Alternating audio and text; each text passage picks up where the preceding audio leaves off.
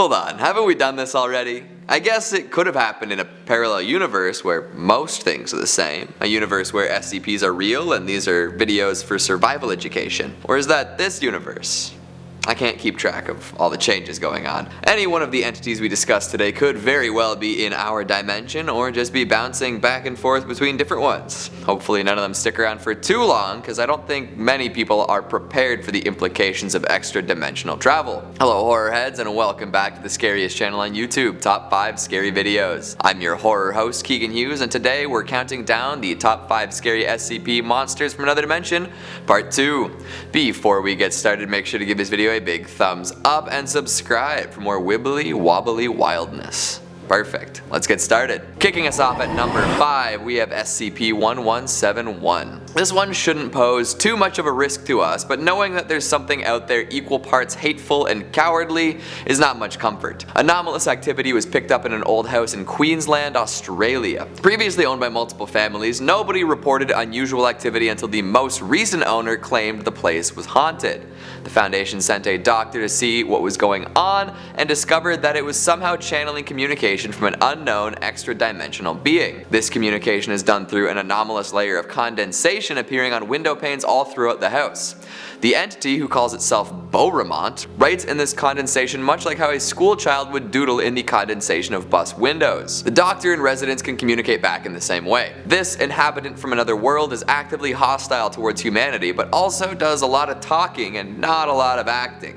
The Foundation doctor is convinced Beauremont that he is also an extra-dimensional entity, making the exchanges much more honest and cordial. The first recorded message from Beauremont was, "Carbon-based monkeys, go home." Pleasant. Through back and forth discussion, we found out that this creature has 5 eyes and a mouth, is 7 tendrils tall, has a brown carapace, a green bioluminescence, and blue eyes. He also acts like your uncle who makes sure everyone knows he isn't racist. He's not, okay? A quote from Beauremont reads, "I'm not racist or anything, some of my best friends are human, but if they're as good as us, why do they need skin, am I right?" Most conversations with Beauremont end up like this, with him expressing dissatisfaction and malice towards us bipedal creatures. At one point he broke the news that he'd lost his job to a human and plans on becoming violent if this kind of stuff keeps up. Whether or not he'll make good on those threats is up in the air though, as when speaking with a researcher who is openly identified as human, Beauremont was mostly polite and pleasant until the doctor returned. Big talk, small extra-dimensional being. Coming in at number 4, we've got SCP-507. Tommy, Steve, Bruto, Guy, Houdini, Grabnock the Destroyer. This SCP goes by many different nicknames. It's kind of a running joke he plays than anyone new he meets. A regular, slightly pudgy guy, 507 himself is not a scary monster from another dimension. But as an individual who shifts in and out of different realities with no control over where or when he's going, he sees a lot of messed up stuff. These shifts can happen whenever, meaning it's often at inconvenient times, like mid-sentence or when using the bathroom. 507 will blink into random areas in different dimensions and almost always be totally unaware as to where he is. Over time he's built up quite a kit of useful items to help him with this though. One of the first requests he made to the Foundation was after ending up in a totally dark room and hearing unidentified breathing. He asked for a flashlight after this. As he continues on his interdimensional journeys, he encounters many things. A facility full of fungus-riddled corpses seemingly breathing. So many spiders. That's all he would say about that trip. Eventually he reappeared in the dark location, and this time he had a working flashlight on him. So he shed some light on the situation and saw a man in a dark suit and sunglasses smiling impossibly wide. Understandably freaked out, he switched off the light and fired a bunch of rubber bullets at the man. We'll see what happens next. Currently the Foundation has been supplying him as he flies through space-time, going on ill-advised adventures. He's seen plants that are always screaming, toxic house cats, 2 suns giving off immense heat, a group of wolf-like humans that fattened him up and ate his hand, an alternate SCP-682, fire-obsessed cults, and more. However, he hasn't died yet, which is remarkable considering how painfully average he is beyond his whole phasing in and out of realities thing. A fun side effect of his travels is that whatever he's in contact with while teleporting will come with him, so he often brings people and alternate world tech with him to and from different places. Try not to touch him though, because you might end up in another dimension unawares. Coming in at number 3, we've got SCP-2682, a raspberry with infinite knowledge stuck to a piece of flypaper.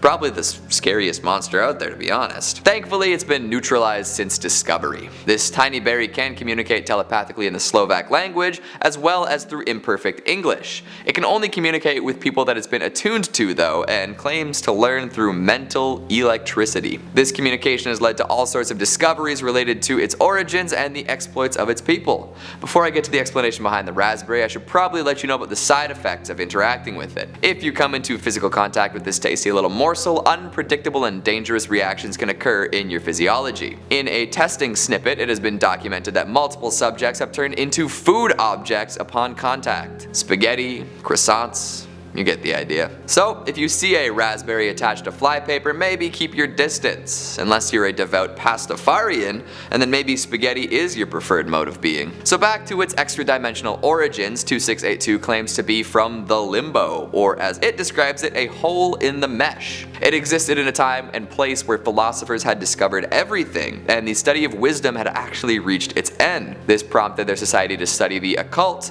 find God, and then experiment on God. Then, even when God had been expended, they reached into new universes to harvest impossible knowledge. The search for this kind of information is what likely brought our pal into this world and relegated them to the form of a raspberry attached to flypaper. Early in containment, 2682 didn't even know that it was a berry attached to sticky stuff, or even what any of that meant. As it learned through the interview process though, it gained a deeper knowledge of the shapes and forms around it, eventually leading to a eureka moment that caused it to manifest a weird Dr. Manhattan style partial body and then disappear. Currently, this SCP is considered neutralized, but who knows when another extra dimensional fruit will manifest, maybe more aggressive than last time. Clunking its way in at number 2, we have SCP-319. I don't know if I'd call this one a monster, because the issue isn't a being from the other dimension, it is the other dimension. Back in the 1800s, an enterprising young scientist decided to design a machine that would allow him to cross into another universe. The builder didn't realize that the universe on the other side would have different laws of physics though, leading to his obliteration. Surprisingly, Seto Kaiba had nothing to do with this. Post-obliteration, there is a hole in our universe. The other universe is leaking through, and if any of it were to make it all the way in, our reality would be subsumed by the other one. It's kind of like if we lived in a big underwater bubble and someone poked a hole in the wall. But we wouldn't drown, we'd just cease to be. Right now the machine is holding this together, but that provides little comfort considering that it's a century-old clockwork brass and glass contraption. Not much we can do with this except wait and see. Just stay away from the machine, don't mess with it. And finally at number 1 we have SCP-3935. So this one's totally terrifying, and I would highly recommend going and reading the whole entry, addendums, and all before watching this. I don't want to say too much to folks out there who would get a kick out of reading the entire thing, so if you like spooky SCPs, go out and read this one right now. Alright, let's get into it. The Foundation had to condemn an entire town and relocate the populace because of this. It all started beneath Salvation High School. A small antechamber was discovered underneath the school's pool containing a stone arch. Inscribed upon this arch was a phrase in English. "The way below winds deeper, longer, unspeakable its patterns laid. The lost forever, damned to wander this thing, a quiet madness made." A member from an independent team fell into the antechamber and attempted to find an exit within. They never reappeared. After this, more research was done into the school and its surroundings, and many strange things were discovered. Back in the 70s, students started hearing voices coming from beneath the school. They would notice faceless things instead of their own reflections, and see students hanging from ropes attached to nothing. The odd happenings increased in frequency and intensity over a week, with students phasing downwards through the floors, impossibly uniform flooding, words being whispered into everyone's ears all at once, and dark entities floating through the air. Most of this was accepted by the students and staff. They didn't seem to think anything was wrong. This ended when the entire student body showed up on a day when the school was closed, witnessed the dark figure phase in and out of windows, and then all got phased in and out of the ground. At this point, the students and the entire town were shipped out, as there wasn't much the Foundation or any other organization could do to prevent further harm. Sending task forces always ended in disaster, so they decided to quarantine the town and leave it well alone. There's something going on underneath Salvation, but I don't know if anyone's gonna figure it out anytime soon. So, have you ever accidentally caught a glimpse of a world that isn't ours? Which otherworldly SCP is your favorite? Who wants to punch some sharks? Make sure you let me know down in the comments. Speaking of comments, let's take a quick look at some of your more caffeinated ones from the top 5 scariest mysteries in Lovecraftian fiction. Kimberly K says, when you can't decide whether you want to wear a fleece hoodie or a vest, you wear whatever that thing is. It seems like my outfit the other day offended the delicate sensibilities of a few commenters. Say what you will, I can guarantee that I am 100% cozier than all of you. Little V says, Innsmouth is pronounced Innsmouth with a short M. Innsmouth it is.